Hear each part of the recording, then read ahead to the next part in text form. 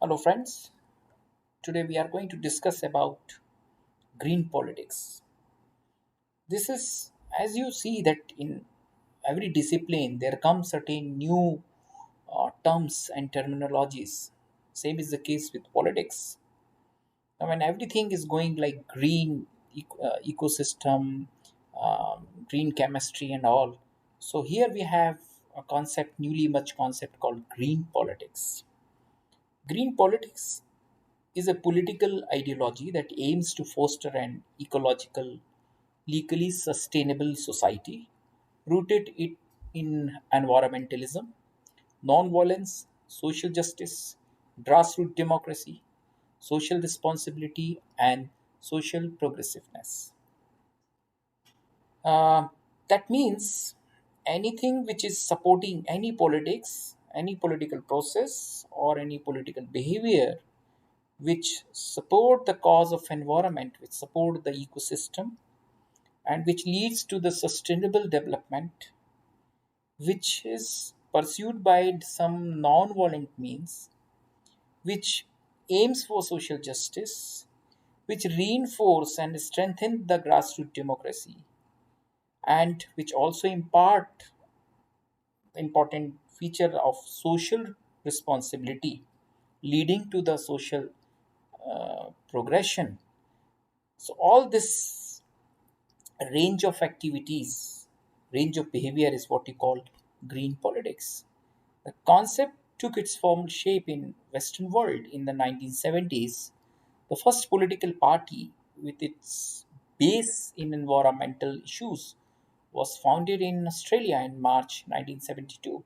So it is the Western countries, especially the Australia, which took the initiative where first formal political party was formed with the cause of protection of environment, and all their politics is gearing around the preservation and conservation of environment, and they promote the cause of development, which should be a sustainable development, which should not have any harmful hazards on the environment. The political term green is a translation of a German word grün, was coined by Diane Grunin. Green politics draws ethical substance from a variety of sources, values of indigenous people, historical background, inherent ecosystem, democratic values, ideas of great political masters, status of social responsibility. So, in every any country, anything which is believes in non-violence, anything which is concerned about the protection of environment, so from where these ideologies, these thoughts comes across, actually it is the ethical base of any society, the values which the society is sharing from ages, which ultimately culminates into a political process. Like in India, the Gandhian thoughts, the Gandhian philosophy um, give lot of substance and stuff to the green politics, environmental sustainability, the concept of Ram Raj, and also the concept of non-violence and all. Then what is the ecosystem of that particular country, that also decide uh, the line in action of the green politics, the democratic values, ideas of great political masters, and status of social responsibility, whether the civil society is having the sensibility towards their fellow being, toward the society, towards the environment, towards the concept of social justice or not.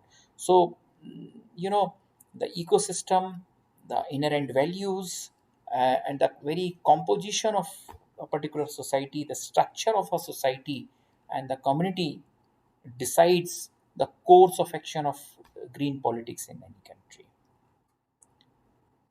Now, as far as the green politics in India is concerned, the values of green politics are deep rooted in Indian culture.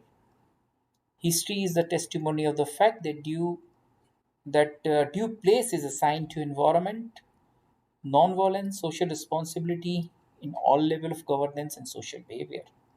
We have seen in the ancient time The Vedas had discussed that we have a lot of adornment for the love for the nature. We used to respect the nature, and there are many dynasties. The like, for example, the Ashoka, and there are a lot many monarchs who used to believe in non-violence practices. And Indian history is full of where due place has been assigned to the environment, to non-violence, social responsibility at all level of governance and social behavior. Mahatma Gandhi was a practitioner of green politics, far ahead of his time. He embraced five principles of green politics, that is social justice, non-violence, ecological wisdom, grassroots democracy, and sustainability. All these principles were endorsed in 2001 at the first Global Congress at Canberra in Australia. So, see, such a huge endorsement to the Gandhian principle. In India, although there were many environmental and social movements promoting the cause of green politics, but no formally organized political party has not been formed yet. After 1990s, some formally organized party come in the national scenario. Example, the Indian Green Party. So we can say that the concept of green politics in India is in a process of evolution. Now, this pandemic COVID-19 have opened the vistas for the green politics. Now, what are the areas of green politics? Because all the state government, the central government are now concerning about the the marginalized people. They are concerning about the weak people who have suffered a lot in this in the last 2 months. So, how to provide the employment to them?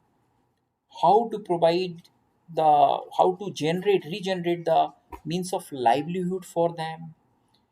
All the small scale industries, every sector is being badly hit by this pandemic. Now, the green politics involved that mm, anybody who has been suffered that loss has to be compensated. Government has to tender the support, and just now we have seen our honorable prime minister have given a concept called Atmanirbhar.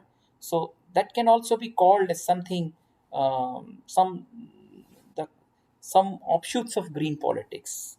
So, being indigenous, now we have to think about evolving our own indigenous ways of production, our own indigenous ways of livelihood, and we have to display a great source of social responsibility, right? We have seen that in this period of uh, lockdown, uh, see, everybody is confining himself or herself in a home, uh, just showing respect to the political obligation that whatever his government has commanded to do so. Why? Because first involve our protection, our safety, but at the same time, this action also involve the safety of our community. So this type social sensibility, social responsiveness, and we have seen that society is also concerned about whether their neighbors are getting the proper food. If there is anybody who is suffering, so society has tendered their support. They have extended their support, and for those who were in some sort of crisis. So more such efforts are now required for bringing our economic system, our political system, and our society at the normal level. So now I think this post COVID-19 have opened the doors for the green politics in India, and I can see that only the green politics have that stuff, that ideology, that those ethical values, which can only provide the solutions uh, to bounce back and to fight with the whatever the crisis which has been um given to us by this COVID-19. So if we have to grow, we have to normalize ourselves. If we have to look back into whatever the loss which has the India has suffered.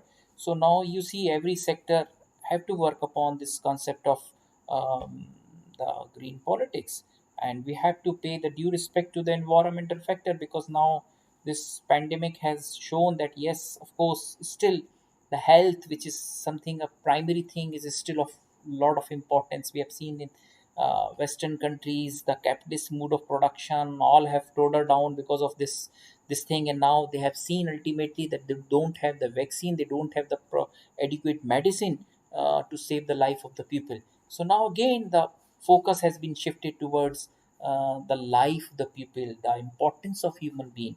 So again, this now we have to regenerate, we have to recollect, we have to revisit the ideologies, the concept, the models of growth which has been propounded by some renowned thinkers like Pandit Deen Dayal Upadhyay, the Gandhian model of production and all. So let's see how we are going to implement this concept of green politics in India.